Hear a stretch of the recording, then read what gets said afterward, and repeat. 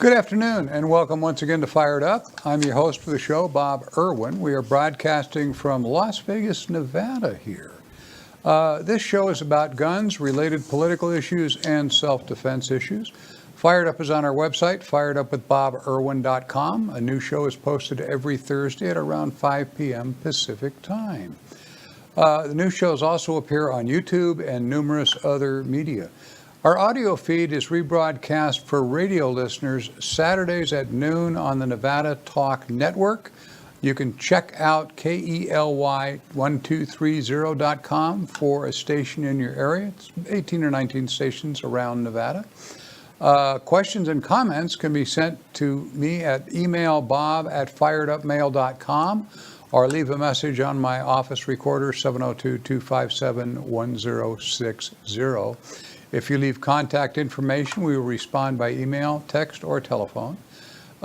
Questions directed to our guests will be forwarded, of course. If you send a question to one of our guests directly, I'll send it. There are several hundred defensive uses of firearms every week in the United States, rarely covered by mainstream media unless they're totally awful. So we always present a few shooting incidents for our listeners' education. Some are good shootings, some are questionable, some just shouldn't take place at all, but they're all educational for listeners who own or keep or carry a firearm. Just a disclaimer here, individual incidents are generally adjudicated under local law or state law where you are living. The advice given here might not apply to listeners in different jurisdictions. The incidents are as reported, except as our policy here at Fired Up, we delete the names of the individuals involved. My guest today is retired Detective Sergeant Michael Bunker. Mike, if you'd give a little bit of your background for somebody who wasn't listening last week. Okay, I was a law enforcement officer for a period of 40 years. During that time, I worked both uniform and detective services during the time that I was a detective and a law enforcement response officer uniform. I handled almost every type of criminal activity and even non-criminal activities that could be made. Sometimes they were the initial investigations that were then handled over to the particular detective unit that handled that crime, or I handled them from start to finish to and through the adjudication process. So I've had a very varied career. Okay. This first story comes from Delmarva Now. It was reported on the 23rd of this month, a few days ago, in Accomack, Virginia. Naked man recorded on surveillance video hosing himself off outside a Painter area, that's the part of the township, Painter area, home, was found guilty of breaking and entering to commit a misdemeanor. The 42-year-old suspect, he was out of Bellahaven and was in court on January 10 to face a felony charge of breaking and entering a structure back in July of 2018. So this is about 6 months later when you're getting the court action on it. The resident returned home to notice his garden hose was not where he left it. After taking his dog for a walk, he went inside to look at the video on his surveillance system. It showed the suspect walking up the driveway, stark naked, and then picking up the hose to wash himself off. The resident was looking at the video when he heard a voice coming from inside the house. He told the court he picked up his gun and walked out into the hallway in his house. There stood the suspect, still wearing nothing but tattoos. He scared me to death, the resident said. I stopped in my tracks, as you can imagine. It was clear the intruder had no weapon, insert obvious joke here. The resident kept his gun in his pocket and ordered the intruder to get out of his house. That's pretty standard.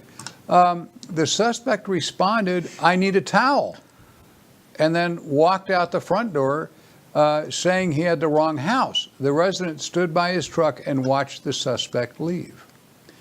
Later, the resident saw a red Toyota Echo parked near the corner of his house. He called a deputy, a relative of his who's a deputy sheriff. As he was calling, the same 42-year-old man was seen again, this time wearing only a pair of shorts. The police came and began to search for the intruder.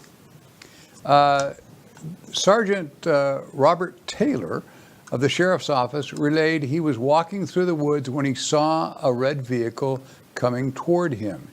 He said he drew his gun and stopped the car. He said the suspect had a large knife in the car with him and appeared to be possibly under the influence. The suspect was arrested and charged with burglary. So this would be the same guy who came in the house. His defense attorney, a fellow named Patrick Robbins, made a motion to strike the evidence presented by the Commonwealth's attorney, that's the prosecutor's name is Spencer Morgan, that was shown on the home surveillance video that was shown in court. He said the video clearly showed the man had nothing in his hands, insert another joke here, that belonged to the resident. He said his client thought the house was unoccupied and was under the influence of drugs and alcohol. He offered, this is a trespass at best, this is the defense talking, certainly not breaking and entering, which is a felony there. The prosecutor responded, he said he needed a towel and he had the intent to enter the house to take it. The defense attorney, coming back, this is in their arguments, said his client was near the house for at least 2 hours. There was no indication he was there to steal anything. He opened an unlocked door using a towel. Using a towel is not a larceny. The discussion continued until the judge, a fellow named Burke F. McCahill, denied the defense motion to strike the evidence. The judge found the 42-year-old guilty of the lesser felony charge of breaking and entering to commit a misdemeanor. That'll take some explanation. We'd have kind of the same law here. He remains in jail pending his sentencing. That is, what do you think, Mike? Well, it's great that the homeowner did not shoot the guy and that there was the ability to get some type of dialogue between the two, because in most instances, if you walk into your house and find a naked man standing there, it's kind of my presumption he's up to no good. And if I'm coming home and I happen to, or any individual, walks into this, sees the guy, and you could just see the scenario where the guy pulls his gun from his person or grabs the gun that's in the area and lights this guy up. When you see a naked man in your house that is not supposed to be there, it's very presumptive that, boy, that individual certainly screwed up and he was in here for not a good purpose. So, I mean, it's very fortunate that the individual was not shot. I mean, that's good. Somebody never wants to go through a use of force trial where somebody dies. It's a terrible thing to have to go through. And the whole aspects of breaking and entering, wait a minute, if you enter in the state of Nevada, if you enter any structure with intent to commit grand or petty larceny or any other felony, now I'll tell you what, I would be very suspicious about a guy that's naked in my house. I would have to think he was there to commit a felony. I'm trying not to laugh. Just keep going. The visual here isn't working for him. No, it's so lucky that the guy was not shot, and it turned out to be something truly ludicrous. I needed a towel, so I broke into your house. That's your best story? I hope you were dead-ass drunk when you made that up. given last week's story about the guy breaking in to get a cigarette, we're here again. However, the homeowner did the right thing in this case. He didn't fire his gun. And just considering what would have happened had he actually fired on this guy, when, you know, you have really, I don't even see much of a threat here at all, except he's in the house. Well, that's a presumed threat, but he handled it correctly. He didn't shoot the guy. And there we are. We're going to go to this next story, which is not nearly as humorous. This is from KOMO TV 4, which is in Seattle, Washington, reported on the, I believe it was the 23rd of January, just a few days ago. Back on March 16th, that's 6-7 months before, a convenience store owner shot a shoplifter. This is back, as I said, in March of 2016. The individual was shoplifting, a shoplifting suspect at the Pacific Quick Shop, kind of a neighborhood catch-all. I'm seeing it kind of like a 7-Eleven when I looked at the pictures. He was shoplifting and apparently attempting to flee the store. This incident took place just a month after the owner's wife was wounded by an armed would-be robber when she and the robber exchanged gunfire. The robbery suspects in that incident were caught. That's to give you the mindset of the owner of this establishment. A month later, the owner was the one dealing with the people trying to steal from his store. He told KOMO News back then it was a struggle over his gun, and he shot the suspect in self-defense. That's okay. He said, I was down and he was on top of me. He was trying to reach my gun, the owner said in a March 26th interview just after the incident took place.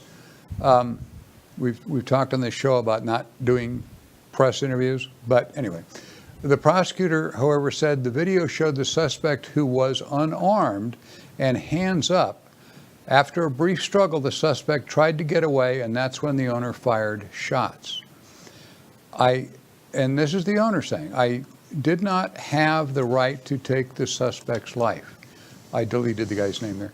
I feel terrible that I did so and will have to live with that for the rest of my life. That's something everybody does, and few bone up to it. I was shot by a robber, and after, the wife said, I was shot by a robber, and after that my husband struggled with fear of losing me. This is what his wife said in the court statement. Judge John Hickman agreed it was a tough situation, but said deadly force was not warranted. The convenience store owner was, after all of this, sentenced to 8 years in prison. He told the judge he accepted responsibility for what he did and apologized for his actions. Welcome to the state of Washington on the left coast of California. I don't even know where to start with this. So you can start, Sergeant. It's terrible that the individual was shot and killed. You have to take into account the state of mind that the shooter was in. Defense does that all the time. Prosecutors do that all the time when they say their intent was to do whatever activity they had. It's to get shot over shoplifting is not good. It's not worth the life of an individual over simply trying to steal something, given, Our current laws are quite specific about that. The loss of property does not say that you can use deadly force to stop them. But to receive 8 years for that, I have to believe that the judge is not operating in reality. I have no idea whether or not he's trying to send a message to somebody, but somebody comes into your place, you've already had a shooting where your wife was injured, you have an individual that comes in to steal from you and doesn't do what you're trying to say, fights with you, and you then shoot him. It's incorrect to shoot him. He was not in threat of his life per the evidence or per the information that was assessed here. But 8 years? Yeah. I've seen voluntary manslaughter individuals that in a drunken state ran over somebody and got less time. That's ludicrous in my mind, but the judge is omnipotent. Well, neither the sergeant or I are up to date with the Washington state laws, but it is. I have frequently said it has some of the most criminal-friendly laws in the country. I have in my notes the same thing that Mike just said. No one appeared in court on behalf of the deceased guy for whatever reason. And hopefully, just as a separate note, the guy will do less than 8 years with good behavior and but he still took a life with a firearm, which under Washington law, having been a bailiff, I'm kind of familiar with judges and how they think and how they work, and he may be bound by the state law to give this guy 8 years. It's hopefully, like I say, he can get out a lot sooner. There will no doubt be a civil suit follow along on this for wrongful death, and being as he's already been convicted of a murder, or at least voluntary manslaughter, however they actually worded the sentence itself under their state law, whatever money he has left from the money he spent on his defense will no doubt go to the deceased family also after this is all over. I know you're not criticizing the judge. I'm not necessarily throwing rocks at the judge because he may be precluded from doing anything less, but given the circumstances, I would, I just can't see 8 years when judges have a wide variety of discretion as far as what they can do. Perhaps Washington is precluded, you kill somebody voluntary, you're going to do 8 years. Well, I've seen armed robbers get substantially less that put people in jeopardies. They thought it was worth the risk when they went in to rob someplace. It's not good in any sense. Yeah, Dead guy and victim, and suspect victim. As I've often said on this show, nobody wins gunfights. You can survive, but you honestly can't win. It will follow you, or the lawsuits will follow you forever. We're going to take a commercial break here. We'll be back in about a minute or so. Don't go away.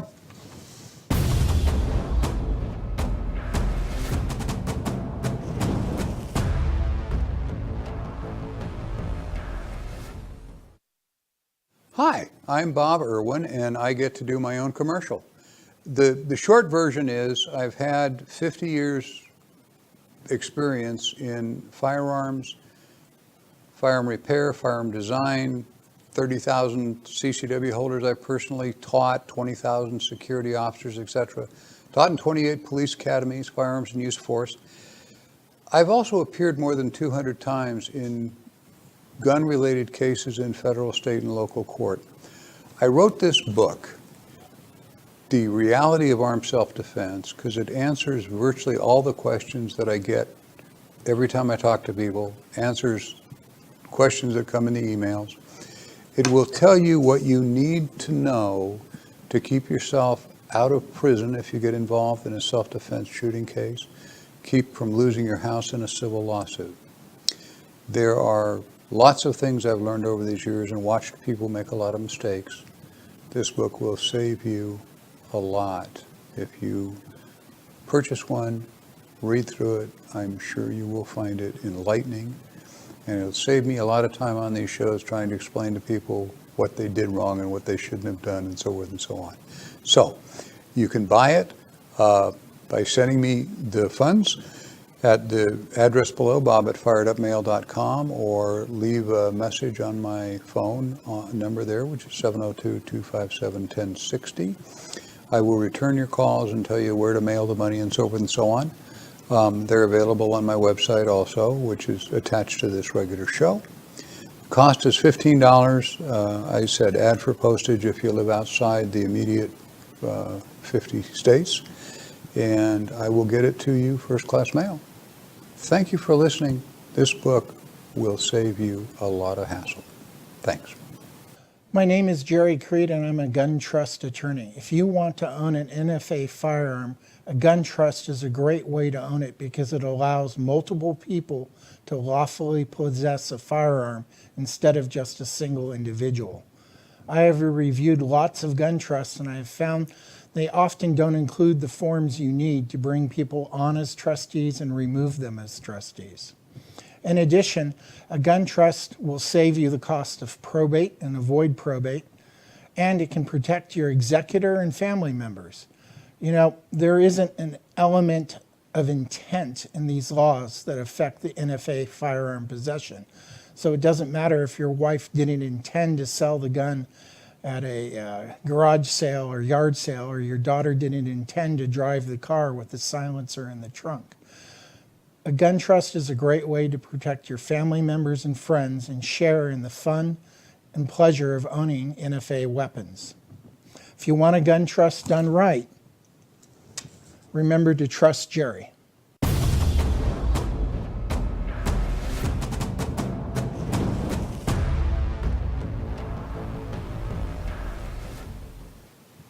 And we are back.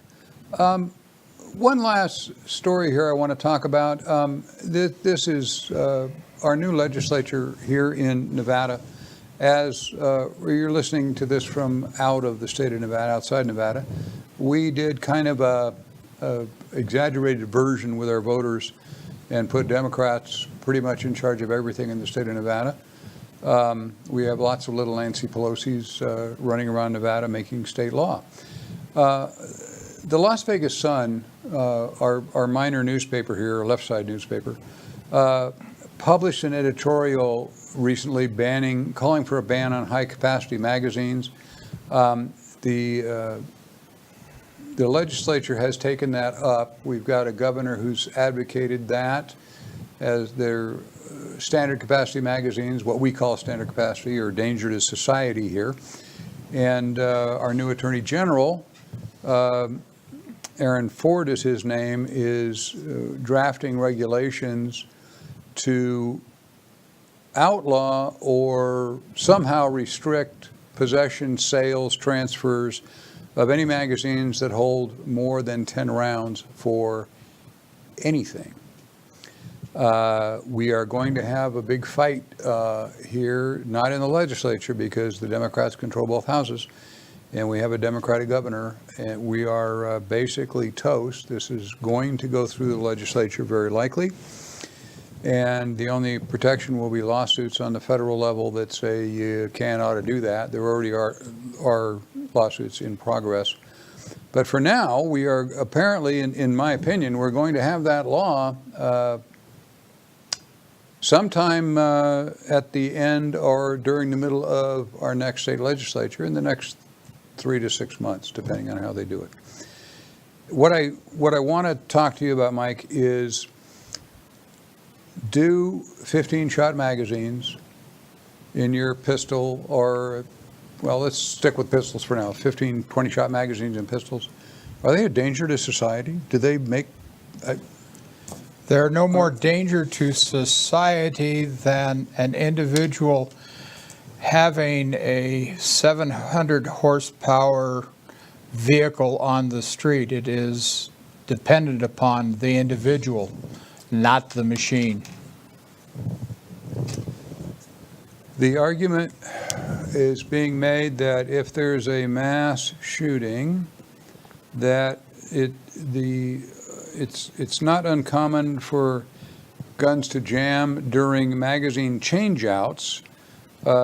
So therefore, it gives the intended victims time to jump the guy, and if he's got a 20-shot magazine, he doesn't have to change magazines as often, therefore he's more dangerous. I'm kind of looking at the other way. I figure the bad guys are going to do what the bad guys are going to do. They're criminals anyway, or insane, or whatever their problem is with the world. But the people who need the capacity, we've been reading on, we have an incredible number of home invasions or hot burglaries where they're in your house while you're there here in Nevada. And the homeowner may have 4 or 5, we've found as many as 6 intruders in some cases. And he's got to change magazines in the dark when they already are criminals. They have high capacity magazines. It just doesn't, this is exactly backwards of what it should be, in my mind. You're going to have a wonderful law that really makes sense given the parameters that they're talking about, because the people who are going to obey this are the people who are not going to break it anyway. The criminals could give a shit less about capacity magazine, and if they get caught with it, so what? The person who's going to worry about it is John Q. Citizen, that's a law-abiding citizen, and instead their feet are going to be put to the fire. The whole thing makes no sense to me, but we're in for it. I will keep listeners advised as we get actually bill draft resolutions and whatnot put up, so we can see what the law is going to say. Whatever it says, it's going to pass the legislature very likely, and certainly the governor is going to sign it. So anyway, we will be back next week on Thursday around 5 p.m. At firedupwithboberwin.com. Please patronize our sponsors. If I didn't mention before in this show, we have a new website which has our logo merchandise on it. You can go to firedupwithboberwin.com, the show plus the word store, firedupwithboberwinstore.com. And shortly there will be a whole list of things we have for sale that have our logos on them, coffee cups, and obviously the books we're already selling. That was a previous commercial. But t-shirts and hats and all kinds of neat looking stuff. Helps keep us on the air. If you can do that, we'd appreciate it. Thanks for supporting Fired Up, and we'll be back next week. Have a good evening.